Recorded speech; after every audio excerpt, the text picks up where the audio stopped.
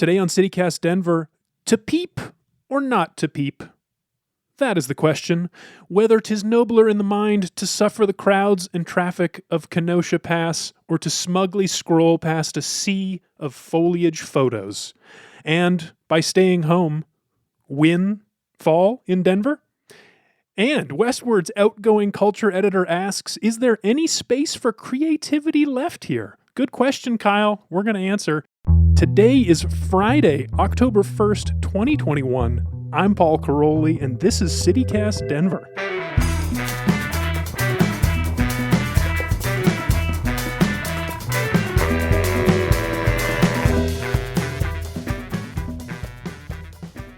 Welcome back to CityCast Denver, the show about the good mood city founded on American optimism and sustained by Western exuberance thanks to abundant sunshine, decent traffic flow, and the country's third lowest property taxes.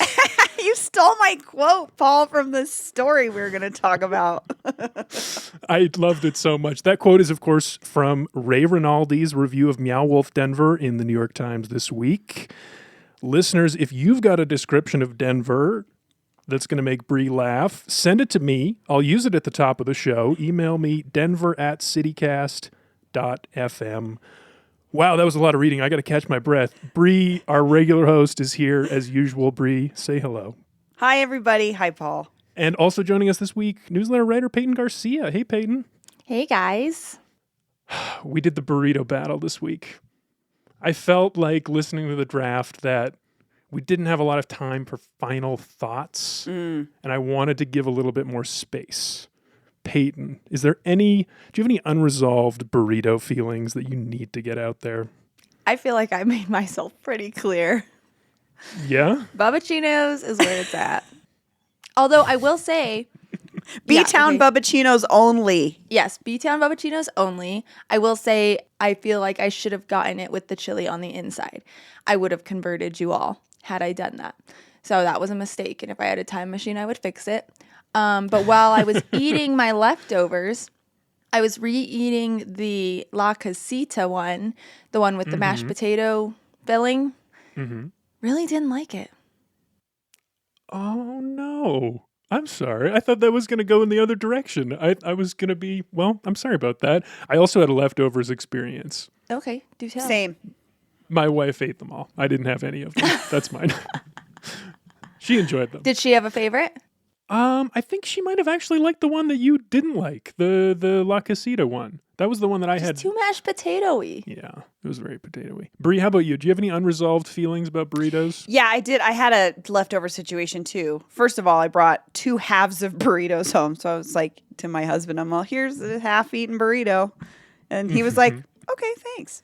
But I ate the rest of my Santiago's burrito, which in the moment was my favorite burrito. But I will say there was like my piece of bacon was like an entire piece of bacon that like I had to pull out of the burrito because it was like I couldn't get it with my teeth. And then I was like, you know what? The Tamale Kitchen like hunks of bacon were better, honestly. So as much as I'm a Santiago's fan, I was so glad I gave Tamale Kitchen a chance for their breakfast burritos because I've been a fan of their food for so long.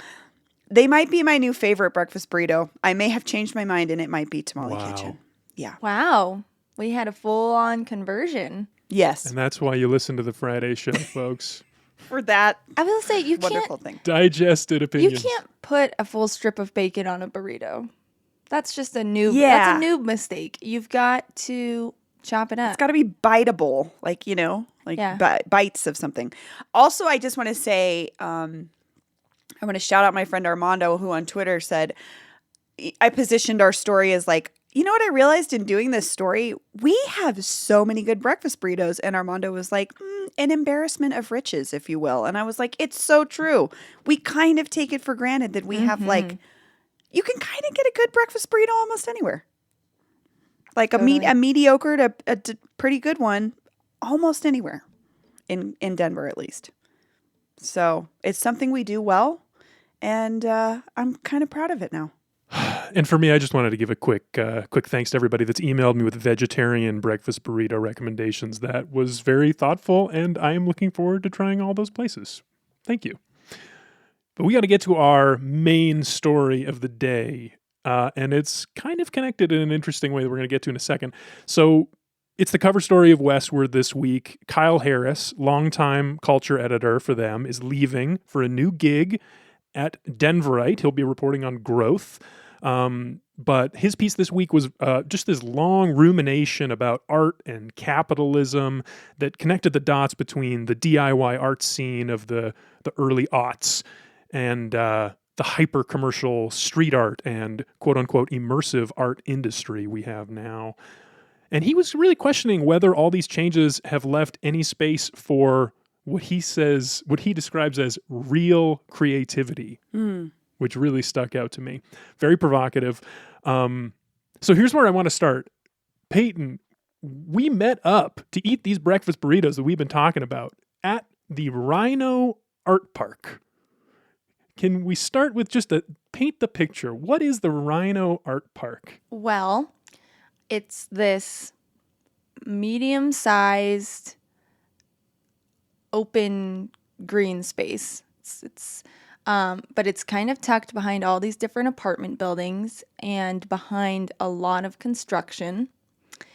So I found it a little challenging to get to by car. There's not great parking. Scant Yeah, I parking. had to park. Very scant. I would few also blocks say, though, it's away. not pedestrian friendly. There's no sidewalks Right. really. And riding your bike over there would be questionable if you would pop a tire. Just saying. Seemed hard to get to. Not Yes. super accessible. It's not all that big. I thought it was going to be bigger.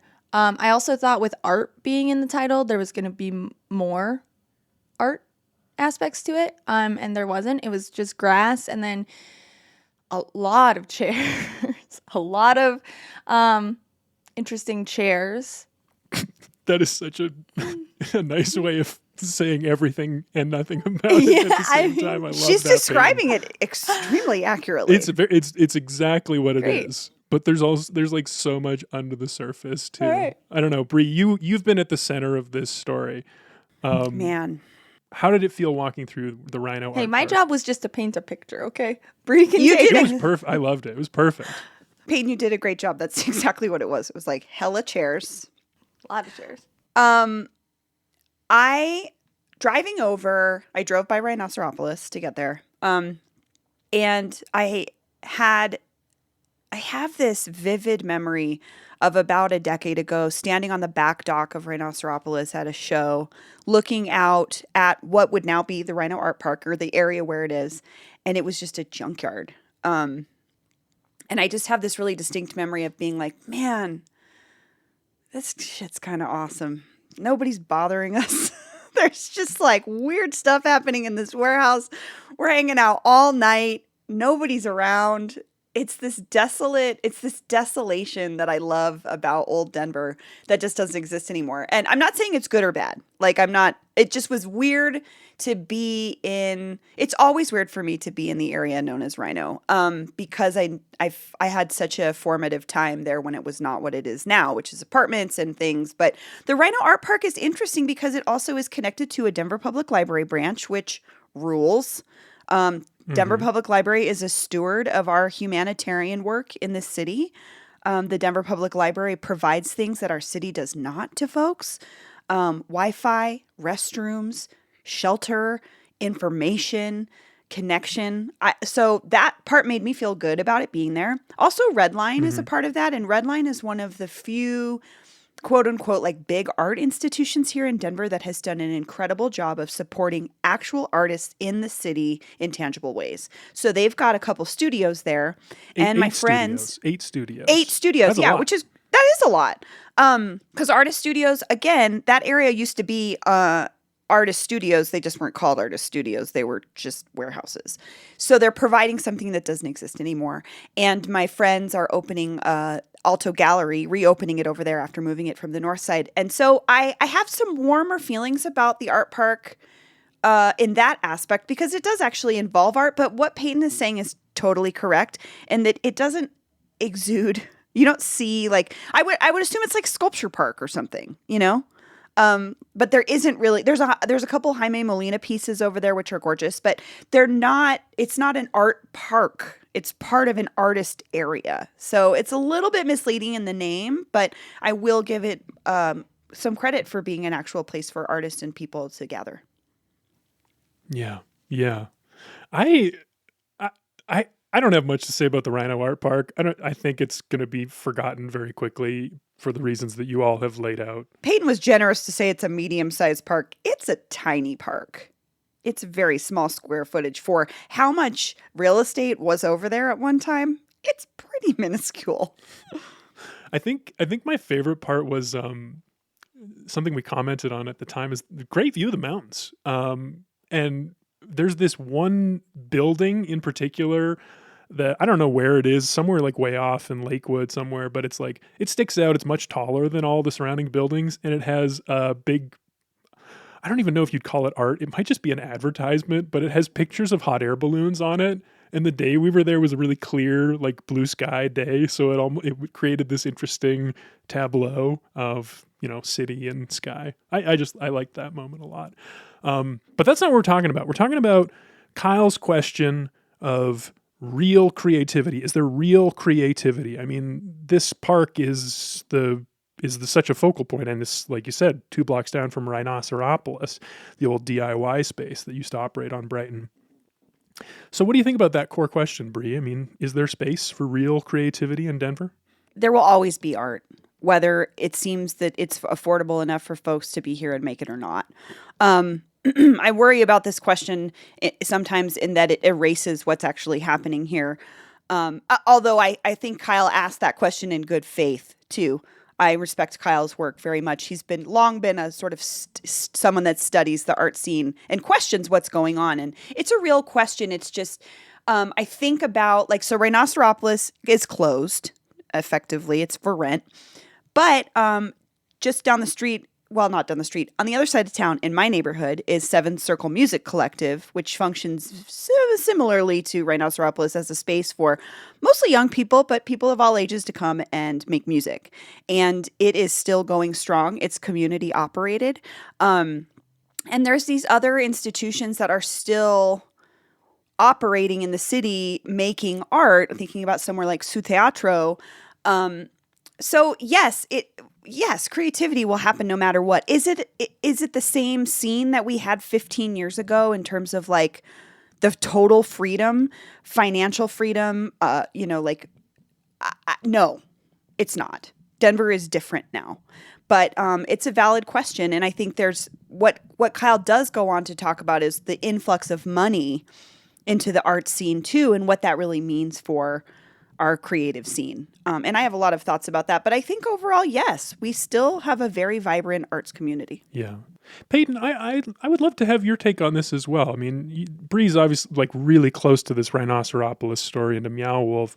You and me, not as much. So what do you think? Do you see real creativity in Denver today? So my mind just keeps going to like, okay, is Meow Wolf real art or is it just smoke and mirrors? Granted, I have not had a chance yet to go to the new Meow Wolf, but I'm very much looking forward to it. And I don't know, as somebody who's not an artist myself, I feel like it's art, but I don't know, real genuine artists might not see it that way. So I just don't really know that I have the authority to weigh in when I'm not somebody who I feel like, I mean, I'm not an artist and I don't know that I'm someone who can truly appreciate art with the right kind of gravity. I feel so much closer to where you're at, but like I also, from reading a lot about history, I've been thinking about this more as a era, like this DIY art scene that Kyle's talking about. Like when I saw the pictures in Kyle's piece, I was like, Colin Ward and some of his friends sit in and around Rhinoceropolis, this like absolute dump on Brighton Boulevard in an industrial area. That's like Hemingway and F. Scott Fitzgerald sipping on martinis in Paris. It's an era that comes to an end. It's it's going to lead to the next thing and inspire people in different ways. Like I don't know. You said it was a good faith question. I kind of think that's bullshit. I don't think whether there's real. Of course, there's real creativity. Peyton, I was kind of hoping that you would talk about dining. Like, there's so many chefs doing interesting, creative things with food. Just because it's different mediums and different ideas doesn't mean it's not creativity. Yeah, that's a really interesting parallel. And I think you're right. I think that I've actually pondered that question a bunch of times. The bigger and bigger Denver's dining scene gets, it's like, do we have room for new chefs? Do we have room for new concepts? Has everything just been done already? But I say no. I think that there's plenty of room to explore, and you can always reimagine something else. And I don't know.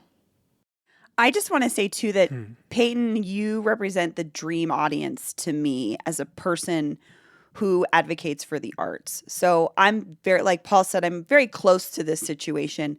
I'm not the average person that's going to walk into Meow Wolf and say, this is fun or this is not. You're that person. And you're that, like, can Meow Wolf wow somebody like you who doesn't have context? Why would you need context to enjoy art? You know what I mean? Like, I would love to go with you and see what you think about it, because in the end, you're the kind of person, like, we need people to be engaged in art that are not artists. Like, that to me is the whole point. So Totally. you know what I mean? Like, if it's interesting to someone like you, maybe it did its job.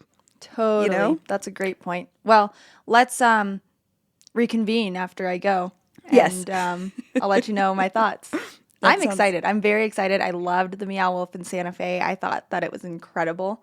As somebody who's not an artist, I can't do that. So I'm like, wow, yes, I am wowed. Meow Wolf is so inviting too to like the regular person, like the non-art fanatic. It should be. That's, to me, that's the difference between Meow Wolf and Rhinoceropolis. Like, when you introduce commerce into it, and there's a need to appeal to people because you need to convince them to give you their money. And Meow Wolf is so good at that. Rhinoceropolis didn't attempt that. That wasn't the point. That was not what it was about at all. Not at all. I think that that's a great point. I mean, was Rhinoceropolis luring in people like me? No. The same way that Meow Wolf is? Because I love Meow Wolf. I'm stoked to go. Take all my money, you know? I think that the more accurate comparison at this point with Meow Wolf and another entity in the city is like the Denver Art Museum. So to me, Meow Wolf, I grew up going to art galleries and art openings, and I was sort of taught how to observe art, which I don't think is everyone's experience. But I often wonder when I go to the Denver Art Museum for their really big exhibitions, is this accessible to everybody? Is this interesting? Is this speaking to you on a level that's like, this is for you? And I think that that's what's really interesting about Meow Wolf is it directly is screaming at you, this is for you. Like, come on in, first of all, touch the art, something we've all been taught, you don't touch art. And I think it functions really interesting in this way. And the other thing too is, what other large entity in Denver itself has paid artists, local artists, dozens of local artists, thousands of dollars to create work? Nobody. So we can be as critical as we want. The Meow Wolf is this thing that's coming in, and is it degrading our sense of art with too much spectacle?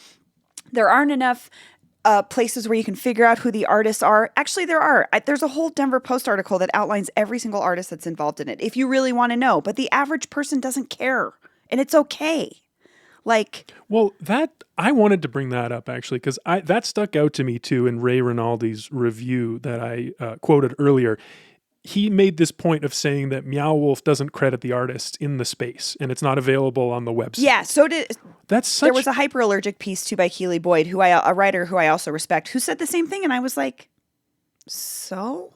Well, that's what I wanted to ask you about, because you made the comparison to Damn, but I wanted to hear, did Rhinoceropolis do anything like that? How did artists get credited, or how did people talk about who did what? That's a really great question, because I'm thinking about Rhinoceropolis' early, or midway through its existence, there was this thing they did every year called Fantasia, which is very similar to what Meow Wolf is. Immersive art experiences created by a bunch of different artists. But unless you knew the artists themselves, you maybe didn't know who made it. And I don't know if it really mattered. I knew all the artists personally, so I could tell you which was a Colin Ward piece, which was a Maddie Johnston piece, like which was a Travis Edgety piece. Like I could tell you that, but I don't know if the average person who came in to maybe just see a cool show knew, or that it's not that it doesn't matter, because I believe crediting artists is so crucial. But at the same time, Meow Wolf paid people to make the thing that they wanted to make. They didn't hire people to make something else. They hired people to make based what they presented and said, I want to make this in Meow Wolf. Mm-hmm. And I just don't think that crediting artists in this capacity is the point of Meow Wolf necessarily, or that the general public really cares. I mean, and you're saying too that there's resources. So, you know, if I go in and I'm like, this is incredible, I want to know more about this artist, which, you know, is kind of the goal of art exhibitions, I can find that information. It's out there somewhere, right? I mean... Yeah, but it's like they're not an art gallery.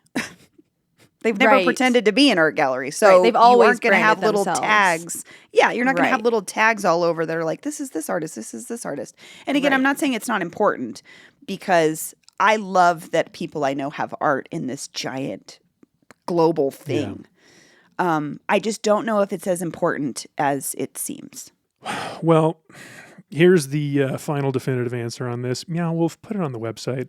Yes, that would be helpful. Put it on the website. Mm-hmm. Put pictures of stuff and put names and stuff. Links, hyperlinks. Because then people could find more by that artist if they really liked what they saw in there. They could see more of that person's work. And most of those artists have stuff out in the city elsewhere. Yeah, totally. Well, we're going to segue to our next topic here, but I have to share a memory because it actually leads us into the next one. So I don't think I've ever told any of you this, but I went to Rhinoceropolis once. I feel very lucky to have been there. It must have been like months before the whole thing shut down. They were kicked out. Halloween night, there was a big party, and me and my wife Megan, then girlfriend Megan, and her cousin Riley went, and boy, did we feel cool. Oh my God, I've never felt cooler and younger than to be at the DIY Space Halloween party, standing around a oil drum full of a nasty fire and a bunch of stinking rooms. And was that place like, I didn't want to touch anything. Maybe that's one thing that high art museums could take from DIY art. It's just like deterrence. If you don't want people to touch the art, make it smell bad and gross. Oh, Paul. But that's Halloween. That's a Halloween memory, and we're going to talk about fall in Denver. So I thought it might be nice for us to go around and just share like an ideal Denver fall afternoon, maybe an activity or two, maybe a place to eat, something to drink. Peyton, you and I have been talking about this all week. I want to hear from you first. Yeah, I have two fall traditions that I do. As soon as, this is going to sound so basic, but as soon as pumpkin spice latte season starts, my sister and I go out and we get pumpkin spice lattes and we go to an outdoor mall and we walk around and it feels like fall. And we started this back in college when we used to shop for Halloween costumes, and it was just so fun. And so we did it every year. Every year that pumpkin spice lattes started hitting menus, we'd go out, get a latte, walk around an outdoor mall and shop for Halloween costumes. And so that's a really fun memory. And we'd go to like the Spirit Halloween stores, which are always just kind of fun to look around at. The best. Yeah. So whenever the weather starts to cool and people start talking about pumpkin spice lattes, that's immediately like where my mind goes, because it's just very nostalgic. It's, you know, what we used to do in college, and we still do it. And now we're not really shopping for Halloween costumes, but we make it an excuse to have like a sister date, and we go to an outdoor mall and drink pumpkin flavored lattes. What a beautiful sense memory that is. Yeah. And then Willie and I, every year, I'm big on, really, the only thing that I love about fall is pumpkin seeds.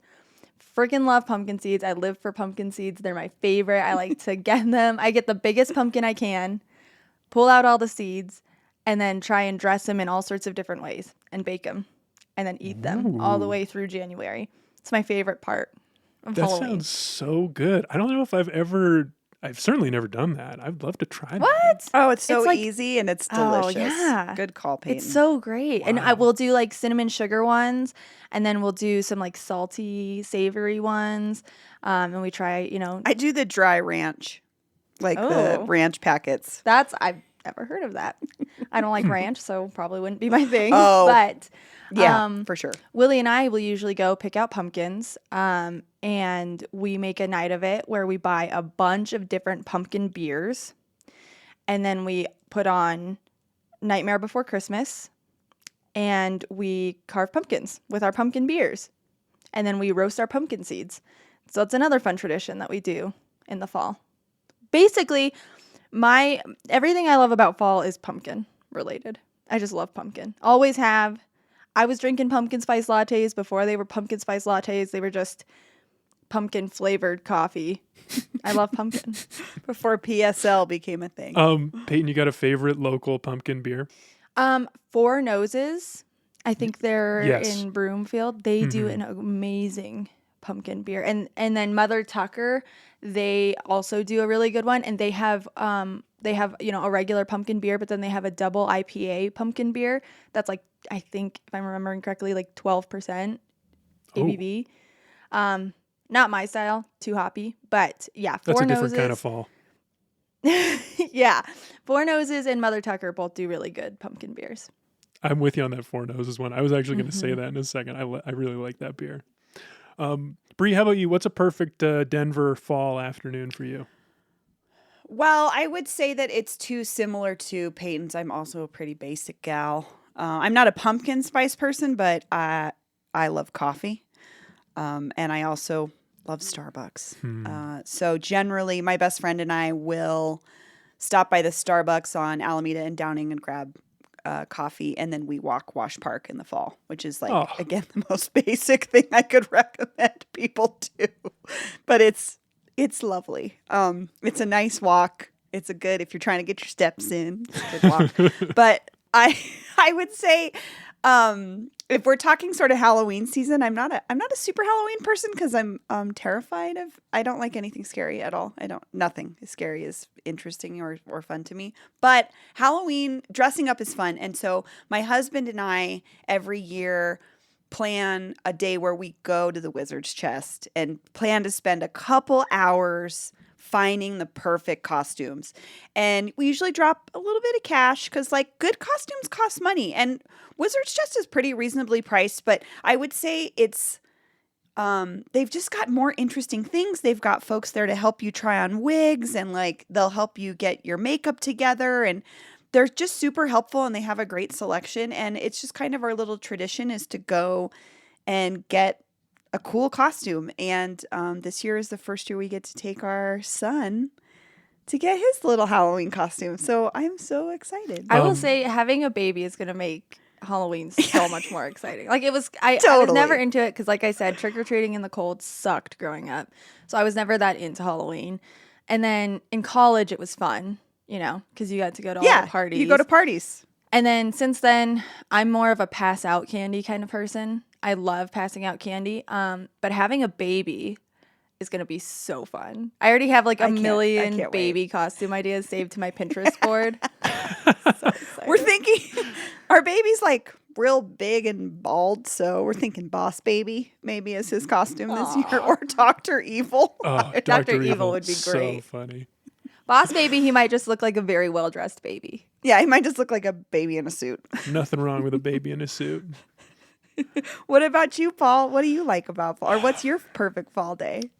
I mean, I like so much about Denver in the fall. I've got such good memories here. Like a couple of years ago, Megan and I took a friend of hers who was a new mother and her young boy to the corn maze at Chatfield Park.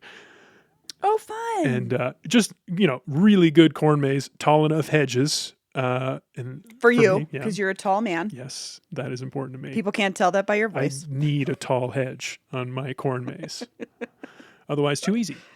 But they have just like the perfect, like crappy fair food, like the kind of molten cheese that comes in a big aluminum can. That on Love it. the potato swirls, just disgusting. But I would eat all of it, and kind of want to go back and do that again this year. I call that carnival food or skating rink food, and it is a cuisine in itself that I love. So I will keep that in mind. Yeah. I will say that speaking of corn mazes and Chatfield, that this is probably a good time to plug in Exandra's recommendation. Oh, that's right. She's out living it up in Los Angeles but this week. she loves fall, and she couldn't let this episode pass without sharing her thoughts. Hey guys, it's Exandra. I'm sorry that I missed our amazing fall conversation episode, but I'm in LA. I'll be back next week, but I just wanted to call and leave my fall recommendation, which is Anderson Farms in Erie, Colorado. So it's about a 30-minute drive with traffic from Denver, and it's totally worth it because it's the best pumpkin patch that I have ever been to in Colorado. They take you out on a hayride. It's just like a sea of orange when you get out there. You get to pick your pumpkin. And then they do cool things like fire pits and haunted corn mazes, and it's just an absolute blast. So that's my pick. Hope you all are having a great Friday, and I'll see you next week. Okay, one last thing. Peyton, you've got a recommendation for listeners. Well, let's hear it. I would just say, before the weather gets too cold, Denver ghost tours are starting back up. And I've done a bunch of research on this a bunch of times, and we have a ton of companies that do Denver ghost tours. We have Denver Like a Local tour, Denver Terror tours, Nightly Spirits, Denver Free Walking tours, and Dark Side of Denver ghost tours. And they have great reviews. I have not gone to any of them, but if any of our listeners have and have a favorite, I would love to know what they are, because I would really like to go on one. I love ghost tours. I love spooky things. So that's my recommendation and request from our listeners. I love that. That's great. Doesn't Phil Goodstein do ghost tours? Yeah, Yeah, Phil he does Goodstein. the Dark Side of Denver ghost tours. I would recommend, I know Phil well enough to know that he feels pigeonholed by the whole spooky historian thing. So I would recommend going on the ghost tours, but ask Phil about labor history. He knows literally everything about Denver history ever. Yeah, that guy is incredible. That's all for today here on CityCast Denver. Our producers this week were me, Paul Caroli, Alexander McMahon, and Natalie Rivera, who's leaving us this week. We're very sad, but she's going to be helping launch new CityCasts in new cities, so that's very exciting. Bree Davies is our host. Peyton Garcia writes our morning newsletter. Our music is by Los Mocochetes, who have a new album coming out soon that we're probably going to have to talk about, plus additional mixing by Tyler Lindgren. If you haven't already, subscribe to the show wherever you get your podcasts, maybe in more than one app, actually. See how that is. Follow us on Twitter @CityCastDenver and tell a friend about us the next time you see them. You can sign up for our daily newsletter and learn more about us at denver.citycast.fm. We'll be back in your feeds on Monday. See you then. I can't believe you've never done pumpkin seeds, Paul.